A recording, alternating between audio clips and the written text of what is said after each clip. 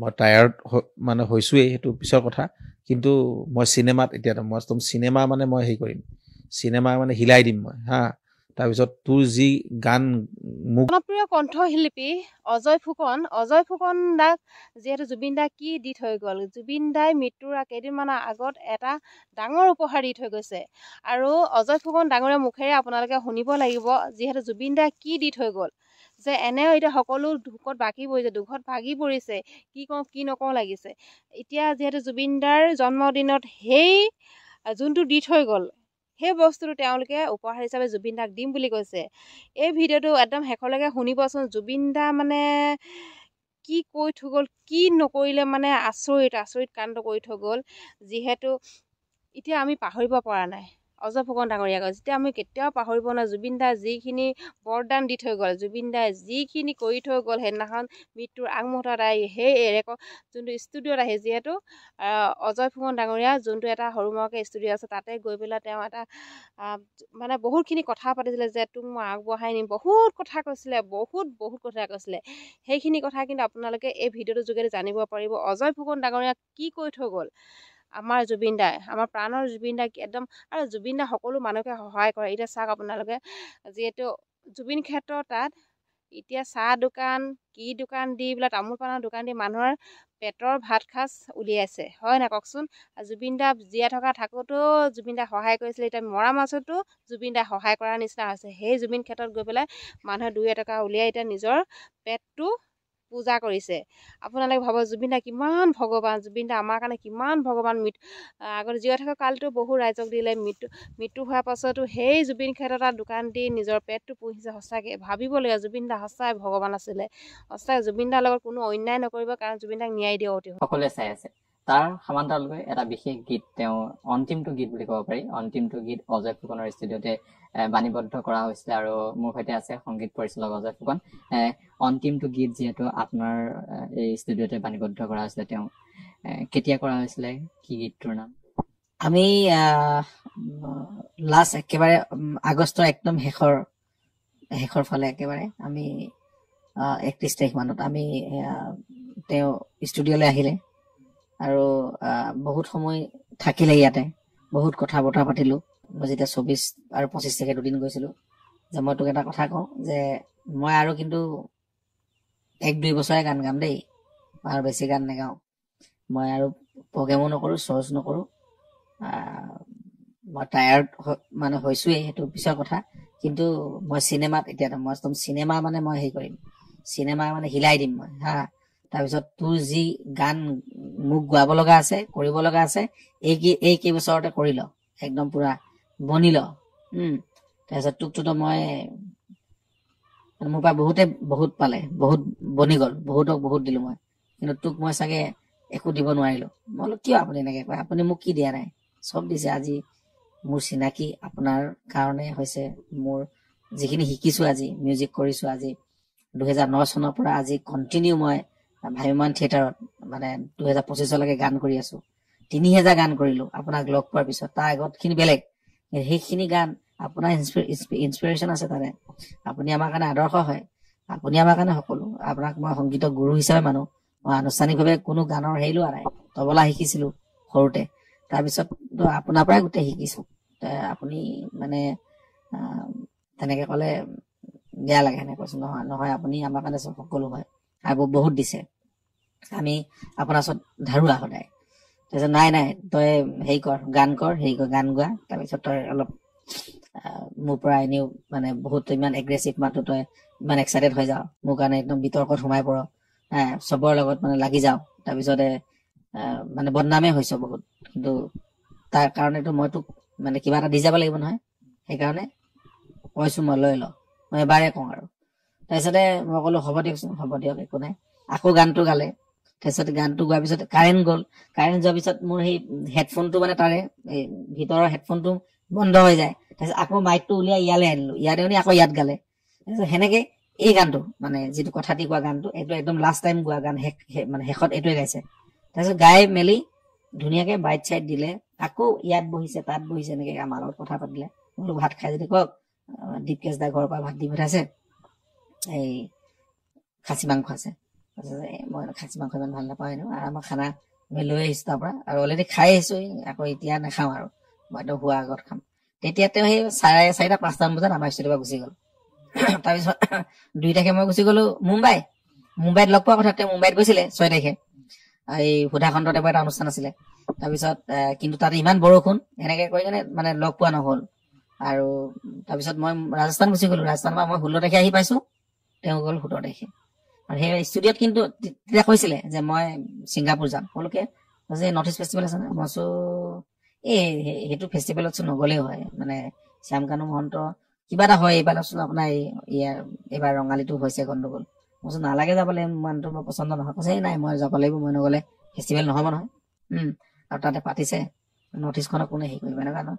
তেওঁ ক'লে, সেনেকে ক'লে, মোৰ ঠিক আছে হ'ব। তাৰপিছতে ৰৈ বিনালেখনৰ কথা ক'লে। ৰৈ বিনালেক আমি কিছুমান প্লেনিং কৰিছিলো, প্ৰমোচনৰ প্লেনিং কৰিছিলো। তেতিয়া কৈছিল যদি 31 তাৰিখলৈকে ৰেডি নহয় তেনেহলে আমি ৰৈ দিব লাগিব। ৰলে তেতিয়া আমি 18 তাৰিখে কৰিম, একদম মানে আমি এনেকা ডাঙৰকে কৰিম, গ্ৰেণ্ড লঞ্চ কৰিম বুলি এনে কৈছো। আমি এটা ডাঙৰ অনুষ্ঠান পাতিম, 1-1.5 লাখ মানুহ হব। আপোনাক বৃহৎ আকাৰৰ দুটা কাঠত বনাম, পুষ্পবৃষ্টি কৰিম। লাগে আমি যদি পাওঁ, মানে যদি আমাৰ সাধ্য অনুযায়ী আমি ওপৰৰ পৰা আপোনাৰ একদম গোটেই মানে সেই খানাপাৰাত আপোনাৰ সেই পোষ্টাৰ, এই ফুল, এনেকুৱা হেলিকপ্টাৰ যদি আমি নমাব পাৰো, বেছি ভাড়াটো নহব, খুব বেছি কিমান যাব, যে 5 লাখ টকা যাব। সেনেকে আমি মানে প্লেনিং কৰিছিলো আৰু, যে যদি সম্ভৱ হয়, নহলে আমি বেলেগ উপায়ে ড্ৰোন চনেদি কিবা কিবি এনেকে ফুল চুল উৰাম, এনেকে কৈছিলো আৰু। তাৰপিছতে তই কৈছে বহুত ডাঙৰকে ভাবি দিছ। মই কৈছো নহয়, এবাৰে কৰি দিব লাগে এনেকুৱা কাম এটা যিটো পৃথিৱীত হোৱা নাই। জুবিন গাৰ্গ ফেষ্টিভেল জীয়াই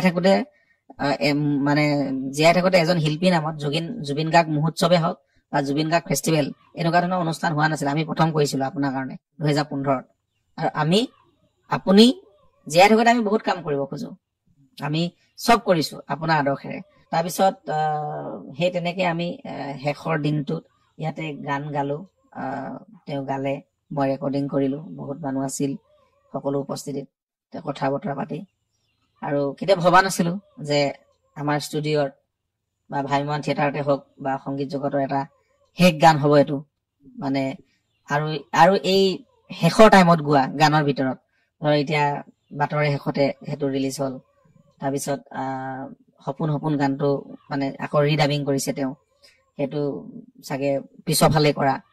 কিন্তু এইটো এটা গান যিটো মানে একেবাৰে ফ্ৰেছ গান। মই পুৰণা গানৰ কথা কোৱা নাই যিবিলাক আনৰিলিজ, কিন্তু একেবাৰে শেষত গোৱা একেবাৰে নতুন গান হিচাপে। চলিত নাট্যবৰ্ষত থিয়েটাৰ চলি আছে, তাৰপিছতো গানটো আমি আনুষ্ঠানিকতাৰে মুক্তি দিয়া নাই, কেৱল আমি জুবিন দাৰ উপজা দিনটোৰ কাৰণে ৰাখি থৈছিলো। স্পেচিয়েলি এই উপজা দিনটোত এই গানটো ৰিলিজ কৰিম বুলি ৰাখি থোৱাৰ কাৰণে। আৰু এতিয়া তেওঁ গানটো ৰিলিজত আমি একেলগে থকাৰ কথা, অনুষ্ঠান কৰাৰ কথা যে আমি কৰিম। তাৰপিছত টিকটক গানটো তেওঁ মোক কৈছিল যে এই গানটো এবাৰ উঠাব দিবি আমাৰ মিউজিচিয়ান খিনিক, এই গানটো তই যেতিয়া মোৰ লগত যাবি ষ্টেজত, এইটো গানটো গাম এবাৰ, হিট হৈছে এবাৰ বহুত। এইখিনি কথা কোৱাৰ ধাৰুৱা কৈ থৈ গ'ল একেবাৰে। আৰু এতিয়া তেওঁ নাই যদিও এতিয়া এই গানটোতো মই মুক্তি দিবই লাগিব, যিহেতু কলো যে আপোনাৰ বাৰ্থডে দিনাই এইটো গান মুকলি কৰিম। সেইকাৰণে এই গানটোক লৈ মই প্ৰস্তুতি চলাইছো। এতিয়া গোটেই পৃথিৱীত মানে অল ৱৰ্ল্ড ৱাইড গানটো ৰিলিজ কৰাৰ বাবে আৰু প্ৰমোচন কৰাৰ বাবে গানটো মই 15 দিনীয়া এটা প্ৰমোচন পঠাইছো। গানটো যিখিনি আমাৰ টিমটোৱে কৰি আছে, গানটো যাতে গোটেই বিশ্বব্যাপী গানটো মানে প্ৰচাৰ লাভ কৰে। জুবিনদাৰ শেষৰটো গান হিচাপেও যাতে মানুহে শুনে, কাৰণ কিয় তেওঁ গাই থৈ যোৱা এই লাষ্ট মানে আগষ্ট মাহত গাই থৈ যোৱা এটা গান, আৰু এতিয়া সোনকালে তেওঁ জন্মদিনৰ দিনা বিশেষ গীত হিচাপে যাতে সকলোৱে শুনিব পাৰে, তাৰ ব্যৱস্থাখন আমি কৰিছো। আৰু সেই আয়োজন আমাৰ ষ্টুডিঅ'ৰ ফালৰ পৰা। আৰু তেওঁৰ প্ৰতি আমাৰ শ্ৰদ্ধা, তেওঁৰ প্ৰতি সকলো। আৰু তেওঁ আমাৰ কাৰণে ভগৱান আছিলে, বুকুত থাপনা পাতি সদায় তেওঁক প্ৰাৰ্থনা কৰি যাম, সেৱা কৰি যাম। যেনেকে সি চাকি গছ জ্বলি আছে, সদায় আমাৰ ষ্টুডিঅ' যেতিয়া খুলিব তেতিয়া এগছ চাকি জ্বলিব। আৰু মই জুবিন দাৰ ন্যায়ৰ কাৰণে যেতিয়া জেলত গৈছিলো, আমি জেলতো আমি তাতো কিন্তু আমি প্ৰতিদিনাই জুবিন দাৰ শ্ৰদ্ধাঞ্জলি, আৰু তাতে বিভিন্ন ধৰণৰ, আৰু তাৰে জেলৰে হওক বা চুপাৰিনটেণ্ডে হওক, সেই জেলৰ কৰ্তৃপক্ষইও ইমান বেছি জুবিন দাক ভাল পায়। তাতে তেওঁলোকে গোটেই শ্ৰদ্ধাঞ্জলি গোটেইখিনি মানে সমজুৱা দোৱা মানে হিন্দু মুছলমান শিখ আমাৰ খ্ৰীষ্টিয়ান সকলো লগ লাগি নামঘৰত হৈছে জুবিন দাৰ শ্ৰদ্ধাঞ্জলি প্ৰতিটো দিনাই। আৰু তাতে এখন জুবিন দাৰ ছবি অঁকা হৈছে, এখন মানে পাহাৰত পাৰ্ক এখন বনোৱা হৈছে, তাতে আমি সেই এগছ চাকি প্ৰতিদিনাই তাতে আজিও জ্বলি আছে। সেইটো হ'ল গুৱাহাটী কেন্দ্ৰীয় কাৰাগাৰত। মই যেতিয়া জুবিন দা নিয়াৰ কাৰণে গৈছিলো সেইখিনি তাতে মানে আমি দেখিছো বা সেইখিনিত আমি তাতো জড়িত আছো। সেইকাৰণে আকাশে বতাহে জুবিন দা, ইফালে সিফালে জুবিন দা, পৃথিৱীৰ প্ৰতিটো কোণত এতিয়া জুবিন দা। আজি প্ৰত্যেকটো কথাই আজি জুবিন দাৰ নামত জড়িত হৈ আছে। আৰু সেইকাৰণে জুবিন দা আমাৰ বুকুত জীয়াই আছে। আৰু জুবিন নামৰ এই বিশাল সত্তাটোক আমি জীয়াই ৰাখিব লাগিব। জুবিন দাক আমি আমাৰ সৃষ্টিৰ মাজেৰে আগুৱাই লৈ যাব লাগিব। আমাৰ নিজৰ আমি সৃষ্টি কৰ্মৰ লগত জড়িত, আমি গানেৰে জুবিন দাক আমি জীয়াই ৰাখিব চেষ্টা কৰিব লাগিব। অন্যান্য আৰু তেওঁৰ যিবিলাক আশা সপোন আছে সেই সপোনখিনি আমি পুৰাবৰ কাৰণে চেষ্টা কৰিব লাগিব। আমি নতুন প্ৰজন্মক লৈ তেওঁ বহুত আশা আছিল। তেওঁ কলে যে নতুন প্ৰজন্মই দেশখন সলাব পাৰে, চেঞ্জ এনা আনিব পাৰে। সেইটো কথা আমি মনত সকলোৱে ৰাখিব লাগিব। আৰু তেওঁ যিমানখিনি সৃষ্টি কৰি থৈ গৈছে এই সৃষ্টিখিনি আমি আৰু নতুন প্ৰজন্মৰ মাজত মানে আকৰ্ষণ কৰাব লাগিব আৰু নতুন প্ৰজন্মৰ মাজত বিয়পাব লাগিব। আৰু বিশ্বত এইবিলাক তেওঁ সৃষ্টিবিলাক বিশ্বত যাতে আমি অন্যান্য ভাষাটো আমি যদি ট্ৰান্সলেট কৰো বা অন্যান্য ভাষাটো যদি আমি এইবিলাক ট্ৰান্সলেট কৰি বনাব পাৰো, বিশ্বক শুনাব পাৰো, সেইবিলাক কাম আমি এতিয়া কৰিব লাগে। কাৰণ কিয় তেওঁ সৃষ্টি তুলনা নাই। গানটোৰ নাম কি হয়? এই যিটো একেবাৰে শেষৰ গানটো কথাটি কোৱা, এইখন আমি এনেই জাষ্ট এখন পোষ্টাৰ বনাইছো। এইখন পোষ্টাৰ দি আমি এটা প্ৰমোচন কৰাইছো। আৰু দেখিছে থিয়েটাৰ কলাগুৰু জুবিন গাৰ্গ আৰু শাৰদী বৰা। এই শাৰদী বৰা মুম্বাইত মই গাইছিলো গানটো ইয়াৰ পৰা গৈ কিনে। তাতে মোৰ যিহেতু কাম আছিলে একেলগে তাইকো গানটো গাই ললো। ইয়াত সহ কণ্ঠশিল্পী হিচাপে জুবিন দাৰ লগত তাইৰ ভইচটো মানুহে শুনিব। খুব ভাল কণ্ঠ, অসমৰ ছোৱালী কিন্তু মুম্বাইত থাকে। মুম্বাইত তেওঁলোকে বহুত ভাল ভাল কাম কৰি আছে। তাৰপিছত তাইও এটা সপোন আছিলে জুবিন দাৰ লগত গান গোৱাৰ। আৰু তেনেকে এই গানটো এইখন জুবিন দাৰ বহুত এখন পুৰণি ফটো এখন হেৰি দি কিনে কথাটি কোৱা গানটো। আৰু সেই গানটো আপোনালোকে কিয়দাংশ বা ৰাইজৰ মাজত শুনালে গম পাব। আৰু 18 তাৰিখে গানটো আহি আছে। আৰু সকলো ৰাইজে মৰম দিব, আশীৰ্বাদ কৰিব আমাক। আৰু গানটো সকলোৱে শুনিব বুলি আশা কৰিছো। শ্বেয়াৰ দিব। আমি এটা লিৰিকেল ভিডিঅ' বনাম, আমি সম্পূৰ্ণ এটা ভিডিঅ' নবনাও। আৰু কেইবাখন চিনেমাটো এই গানটো আকৌ মানে লোৱাৰ কথা কৈ আছে, যে কেইবাখন চিনেমা বনি আছে। এখন কলকি বুলি এখন চিনেমা হৈ আছে ৰজনী বৰ্মনৰ। তেখেতে সিদিনা কৈছে যে এই গানটো আমাৰ চিনেমাত আমি ভিডিঅ' কৰিম, দিবা। তো সেই তেনেকুৱা ধৰণৰ কথা বতৰাও চলি আছে। তাৰমানে গানটোক লৈ মানুহৰ এতিয়া জুবিন দাৰ গানটো মানে বৰ বিশেষ নাই। এতিয়া যিবিলাক চিনেমা বনিব জুবিন দাৰ কণ্ঠটো লাগিবই। এতিয়া মোৰ ওচৰত নাই বুলি ক'লে তেনেকে ভিডিঅ' নবনোৱাকে 20টামান গান আছে। 20টামান গান আছে যি ভিডিঅ' বনোৱা নাই, থিয়েটাৰৰ গান। আৰু সেইখিনি চাগে আগন্তুক দিনত অসমৰ ৰাইজে ভিডিঅ' আকাৰত চিনেমাতে হওক বা এনেকুৱা কিবা ভাল ভালত আৰু অহা বৰ্ষত ভাইমান থিয়েটাৰতো আগৰ পুৰণা কিছুমান গানো আকৌ বাজিব। কাৰণ কিয় জুবিন দাৰ অবিহনে অসমৰ সংগীত জগত সম্পূৰ্ণ নহয়। অসমৰ ভ্ৰাম্যমান জগতে হওক, অসমৰ মানে চিনেমা জগতে হওক, সকলোতে জুবিন দা নামটো থাকিবই লাগিব। আৰু জুবিন দাৰ সেই মানে কণ্ঠ, সেই কণ্ঠ অমৰ হয় যিহেতু, আৰু থাকিবই লাগিব। সেইটোৱে কথা। ভাল লাগিলে আজি অসম লাইভ 24ক আমি ধন্যবাদ জ্ঞাপন কৰিছো যে আমাৰ ষ্টুডিঅ'লৈ আহি জুবিন দাৰ শেহতীয়া এটা গীতৰ তেখেতসকলে কিয়দাংশ লৈ আমাক প্ৰচাৰ প্ৰসাৰ কৰাৰ ক্ষেত্ৰতো যিকণ সঁহাৰি দিছে। আৰু এনেকুৱা নতুন নতুন পদক্ষেপ বা ব্যতিক্ৰমী পদক্ষেপ অসম লাইভ 24 NB নিউজ আমি দেখি আহিছো। আৰু খুব ভাল লাগে। এতিয়া দীপক শৰ্মা ডাঙৰীয়া, মই সেইদিনা কৈছো যে দীপক শৰ্মা ডাঙৰীয়া আমাৰ মাজত নাই। আৰু যিগৰাকী আন্তঃৰাষ্ট্ৰীয় খ্যাতি সম্পন্ন আমি বাঁহী ৰত্ন বুলি কওঁ, বাঁহী সুন্দৰ বুলি কওঁ, তেওঁ নাই। কিন্তু তেওঁ জীয়াই থকা অৱস্থাত অসম লাইভ 24-এ যিটো এটা স্বত্বাধিকাৰ তেখেতে যিখিনি কৰিলে, যে তেওঁক জুবিন গাৰ্গৰ নামত এটা বঁটা দিছে। আমি তেতিয়া সেইটো মই চাগে তেতিয়া জেলত আছিলো, মানে তেতিয়া দেখা পাইছো নিউজত। খুব ভাল পদক্ষেপ, খুব ভাল লাগে। আমি অসমীয়া হোৱা হিচাপে গৌৰৱ অনুভৱ কৰো যে জীয়াই থাকোতে এগৰাকী শিল্পীক যদি আমি উচিত সন্মানকণ দিওঁ, খুব তেতিয়া ভাল লাগে। তাৰপিছত তেওঁ মানে সেইদিনাই মই দেখিছো যে জুবিন দাক বাঁহীৰে শ্ৰদ্ধাঞ্জলি জ্ঞাপন কৰিছিলে। দীপক শৰ্মা ডাঙৰীয়া। আৰু এই পদক্ষেপ আছিল ৰৈ ৰৈ বিনালে চিনেমাখন আজি ইমান চলি আছে। এই চিনেমাখনত যে GST-টো যিটো হেৰি কৰিব লাগে, GST-টো ৰেহাই দিব লাগে, আজি কলাগুৰু ফাউণ্ডেশ্যনলৈ দিব বুলি আমি শুনিলো, মুখ্যমন্ত্ৰী ডাঙৰীয়া ক'লে। এইখিনি পদক্ষেপটো আমি দেখিলো যে প্ৰথম দিনাখনৰ পৰাই অসম লাইভ 24 NB নিউজ তেখেতসকলে লাগি আছে যে এনেকুৱা ধৰণৰ সুস্থ বাতাবৰণ, এনেকুৱা ধৰণৰ কথা বতৰাই আচলতে সমাজখনক এটা নিকা কৰে আৰু ভাল লাগে। আমাৰ আচলতে সংবাদ মাধ্যমৰ প্ৰতি আমাক আৰু বেছি মানে এটা সন্মান, মানে এটা সন্মানৰ ভাৱ জগাই তোলে। আৰু এইখিনি মই আকৌ এবাৰ স্বত্বাধিকাৰৰ পৰা গোটেই কৰ্মকৰ্তা, গোটেই অসম লাইভ 24 NB নিউজৰ সকলোকে কৃতজ্ঞতা আৰু ধন্যবাদ জ্ঞাপন কৰিছো। আপুনি কৈছে গানটোৰ কথা, শেষটো গানৰ কথা ক'লে, আমি কথা পাতিলো। আৰু আপোনাৰ লগত যথেষ্ট জুবিন গাৰ্গে আপোনাৰ গান গাইছে, আপুনিও তেওঁৰ লগত কাম কৰিছে, বহু স্মৃতি আছে এই ষ্টুডিঅ'টোত। আমি দেখিছো ফ্ৰণ্টত সোমাই আহিলে ফটো এখন দেখিবলৈ পাওঁ জুবিন গাৰ্গৰ। কি ক'ব, কেনেকুৱা এটা স্মৃতি যিটো যেতিয়া আপোনাক খুঁৱৰিব দিওঁ এতিয়া? তাৰমানে প্ৰতিটো, মই কৈছো যে মোৰ আকাশে বতাহে প্ৰতিটো কোণত জুবিন দা নামটো জড়িত হৈ আছে। আৰু মই যেতিয়াই যি কৰিছিলো, এই ইনষ্টিটিউটখন, এইটো মোৰ ষ্টুডিঅ'ৰ তলত আছিলে মা, আৰু এইখন মই ইনষ্টিটিউট কৰিছিলো ZG music and film institute. তাৰপিছত ZG নামটো ব্যৱহাৰ কৰাৰ ক্ষেত্ৰত অকনমান কোনোবাই আপত্তি কৰিলে, জুবিন দাই কৰা নাছিলে। আপত্তি কৰাৰ পিছত যেতিয়া যিহেতু মানে জুবিন দাৰ এখন অভিনয় এখন ওচৰতে আছে, সেইখন একে দুটা মানে সেইখন অভিনয় আছিল নামটো, কিন্তু তথাপিতো যে জুবিন দাৰ নামত দুটা অনুষ্ঠান একেলগে থকাত মানে কোনোবা আপত্তি কৰাৰ কাৰণে মই নামটো ZG মিউজিক এণ্ড ফিল্ম ইনষ্টিটিউটৰ পৰা Assam music and film institute কৰি দিলো। তাৰপিছত তেতিয়াও জুবিন দা, এইফালে সোমায়ো জুবিন দা, এইফালেও জুবিন দা, সেইফালে জুবিন দা ৰাখিছো। তাতে জুবিন দাৰ চাইন আছে, জুবিন দাই তাত লিখি থৈ গৈছে এটা শব্দ, world is black and white with চাম কালাৰ্ছ।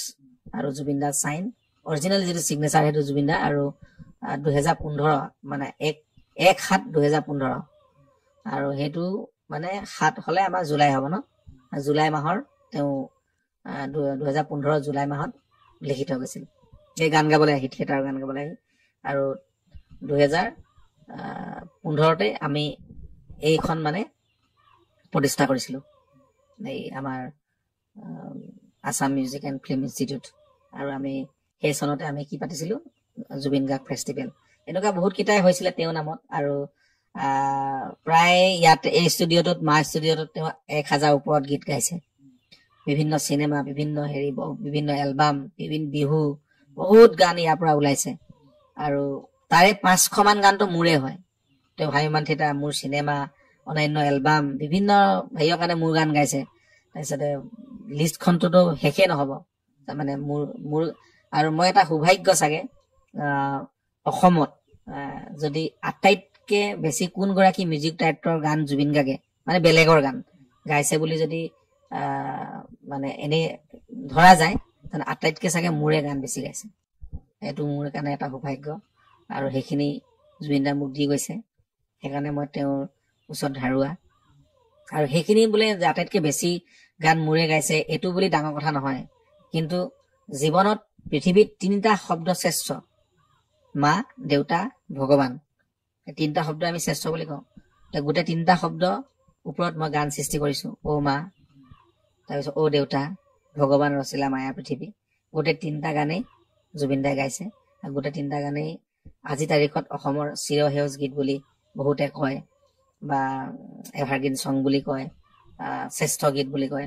সেইখিনি আৰু মোৰ গীতৰ মাদকতা বা মোৰ গীতৰ গভীৰতা, যে অজয় ফুকনে চব ধৰণৰ গীতেই কৰে, মানে চানা গান কৰো, কিবা কৰো, নাচা গান কৰি, কিন্তু সেই গানকেইটা বিশেষকৈ যিটো মায়া অ মায়া, এই গান এটি গোৱানা অ মা, অ দেউতা, ভগৱান ৰচিলা মায়া পৃথিৱী, জীৱনৰে কাহিনী, এইখিনি গানত গভীৰতা, মাদকতা। আৰু যেতিয়া এইখিনি ৰাইজে যেতিয়া গম পাইছে, আৰু জুবিন দাই নিজেও সেই গানকেইটাৰ কথা কৈ গৈছে যে ই কিন্তু খতৰা গান কেইটামান জীৱনত কৰিছে কিন্তু। আৰু সেইকাৰণে তেওঁক কোনোবা এটা কোনত মোক ভালো পাইছিল। ৰক এলবামটো 2012ত ৰিলিজ হৈছিলে।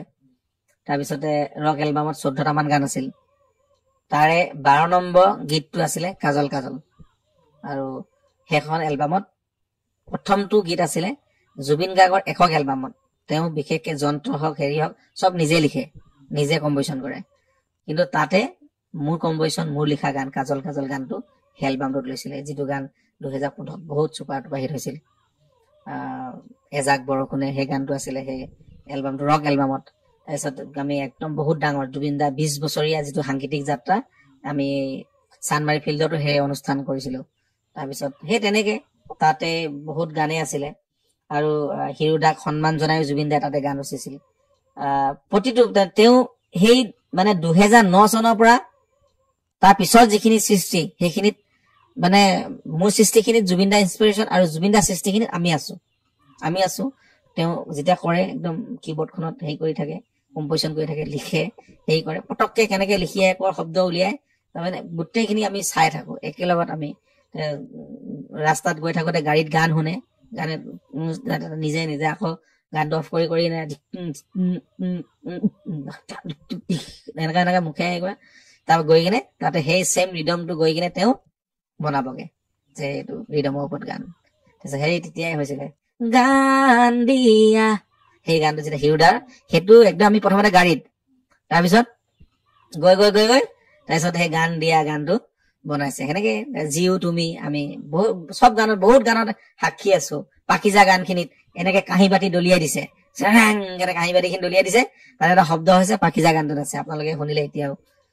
মিছন চাইনা গান বিলাকত মানে কিবা কিবি শব্দ আছে, মানে আপুনি তাত পানীৰ শব্দ পাব, কিবা দলিয়াই দিয়া শব্দ পাব।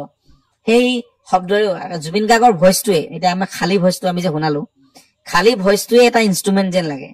আৰু আকৌ জুবিন দাই গানত আকৌ এই যিবিলাক বস্তু আমাৰ লাগতিয়াল, আমি মানে দৈনন্দিন জীৱনত ব্যৱহাৰ কৰা বস্তুবোৰৰ ওপৰতো তেওঁ মিউজিক ক্ৰিয়েট কৰি দিয়ে। মিউজিক তাৰ পৰা শব্দ উলিয়াই এটা মিউজিক মানে ক্ৰিয়েট হৈ যায়, বা মিউজিক এফেক্টছ এটা তৈয়াৰ কৰে। সেইজনে হল জুবিন দা। হামিং কিং বুলি কিয় কলে মানুহজনক, যে তেওঁ এনেকুৱা হামিং, মানে দেৰা দিন এইবিলাক হামিং, নানান নানানি নানান, এইবিলাক ইয়ালি যিটো হামিং, এতিয়া এই গানটো যিবিলাক হামিং, প্ৰত্যেকটো গানত, এতিয়া মোৰ লাষ্ট টিকটক গানটোত যিটো হামিং দিছে, গান এটি গোৱা না অমান এনেকুৱা ধৰণৰ হামিং কোনে পটককে দি দিব পাৰে? এনেই মানুহজনক হামিং কিং এনেই নাম নিদিয়ে, হাৰ্ট থ্ৰব এনেই নাম নাপায়, প্ৰাণৰ শিল্পী এনেই নাম নাপায়, ঈশ্বৰ পুত্ৰ এনেই নাম নাপায়। তেওঁ গোটেই মানুহজনেই আছিলে মানে সৃষ্টি বিশালতা, আৰু যাক হয়তো বহুতেই ধৰিব নোৱাৰিলে। জীয়াই থকা অৱস্থাত বহুতেই যিখিনি দিব লাগিছিলে সন্মান, সেইখিনি হয়তো বহুত বিৰত থাকিল। মই কিন্তু আপোনালোকে চাব, সংবাদ মাধ্যমতে, মই প্ৰতিটো সংবাদ মাধ্যমতে কৈছিলো যে জুবিন গাৰ্গ অসমৰ এক সম্পদ হয়, এই সম্পদক আমি সংৰক্ষণ কৰিব লাগে। আমি জুবিন দাকে অসমৰ ব্ৰেণ্ড এম্বেছাডৰ পাই দিব লাগে। জুবিন গাৰ্গ যিহেতু ৰজা, তেওঁ অসমখনক কাৰণে মুম্বাই থৈ গুচি আহিছে, গোটেই তেওঁক ব্ৰেণ্ড এম্বেছাডৰ কৰি দিয়ক। কাৰণ কিয়, সেই মানুহজনে এনেকুৱা এটা পাৱাৰ দিয়ক, যিটো তেওঁ নিজে কষ্ট উপাৰ্জিত পইচা ডিঙি ফালি ফালি গান গাব, এনেকে উলিয়াই দিয়ে 25,000 টকা, এনেকে উলিয়াই দিয়ে 20,000 টকা, তেনেকে মানুহক হেল্প কৰে, লাখ লাখ পইচা বিলাই। তেওঁ আজি কিয় তেওঁ মানে ইমান, জুবিন দা নিচিনা এজন কণ্ঠশিল্পী কিমান পইচা থাকিব লাগিছে আৰ্টিষ্টৰ, কিন্তু আজি কিয় নাই? তেওঁ বিলালে। সেইখিনি যদি তেওঁক যদি আজি এটা সুবিধা দিলে হয়, এটা ব্ৰেণ্ড এম্বেছাডৰ দিলে হয়, বা তেওঁক সেনেকুৱা এখন দিলে হয়, যে সুবিধা এটা দিলে হয় কোনোবা এখন চৰকাৰে, যে জুবিনে এইখিনি কৰক, আমি তেওঁক মানে সঁহাৰি জনাম, কিন্তু সেইখিনি আমি নেপালো। সেইখিনি এটা আক্ষেপ থাকি গল। কিন্তু আমি ৰিকুৱেষ্ট কৰিব পাৰো, তাত কিন্তু আমি একো নোৱাৰো। আৰু সেয়াৰ কিছুমান চিষ্টেমো আছে, সম্ভৱ নহল। যি কি নহওক, এতিয়া তেওঁ চিনেমা হলক লৈ প্লেনিং কৰিছিল। জাগিৰোডত সেইদিনা এটা ZG চিনেমা হল, মানে গণেশ টকিজ, পুৰণা বন্ধ হৈ থকা চিনেমা হল খুলিলে। সেনেকে অসমত যিমান এনেকুৱা পুৰণা চিনেমা হল আছে, আমি খুলিবৰ কাৰণে চেষ্টা কৰিম।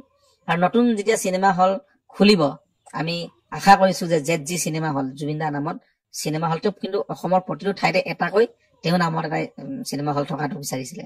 আজি যেনেকে অজয় দেৱগণৰ নামত NOI চিনেমা হল আছে, তেনেকে জুবিন দাৰ নামতো হওক। আৰু আমি পৰৱৰ্তী দিনত আমি আশা কৰিম গুৱাহাটীৰ ভিতৰত এখন স্মৃতি উদ্যান হওক জুবিন দাৰ নামত, য'ত জুবিন দাৰ গান দিনে ৰাতি বাজি থাকিব, আৰু তাতে তেওঁ সৃষ্টিসমূহৰ চৰ্চা হব।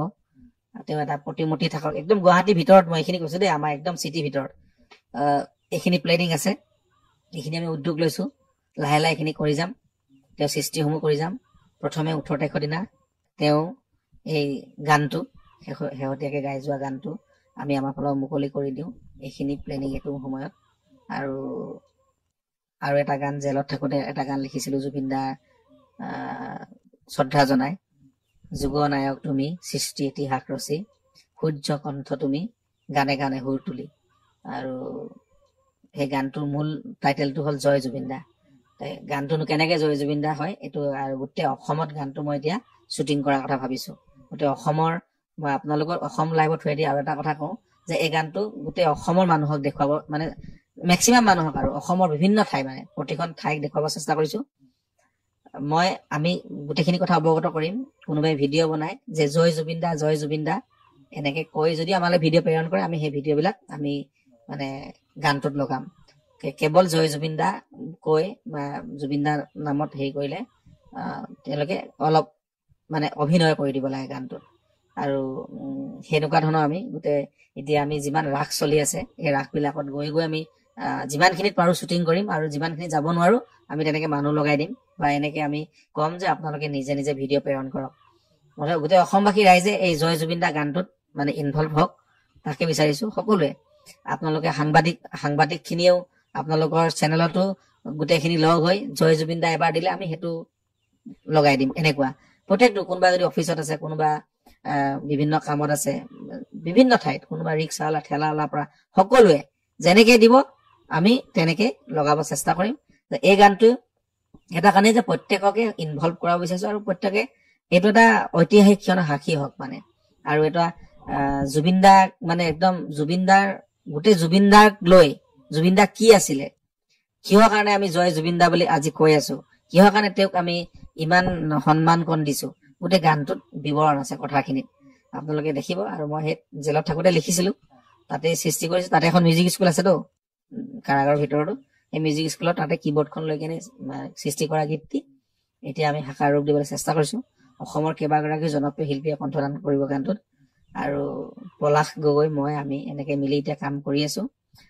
সেইটো গানো আপোনালোকক একদম জন্মদিনৰ আগত, মানে হয়তো 14-15 তাৰিখে, মই ভাবিছো যে 14 তাৰিখে শিশু দিৱস আছে যিহেতু, সেইদিনাই দিম বুলি ভাবিছো। যদি নহয় বা 15-16 এনেকুৱা ভিতৰত অসমবাসী ৰাইজে পাব, কিন্তু গানটো শ্বুটিং কৰোঁতে অকণ টাইম লাগিব এতিয়া। আৰু সেই প্লেনিং আছে। গানেৰে আমাৰ প্ৰতিটো দিন জুবিন দাৰ নামত আমি অৰ্পণ কৰিম, আৰু জুবিন দাৰ নামত প্ৰতিটো দিন আমাৰ হ'ব। আৰু আগন্তুক দিনত আৰু ভাল ভাল কাম, ভাল ভাল গান অসমবাসী ৰাইজক উপহাৰ দিম।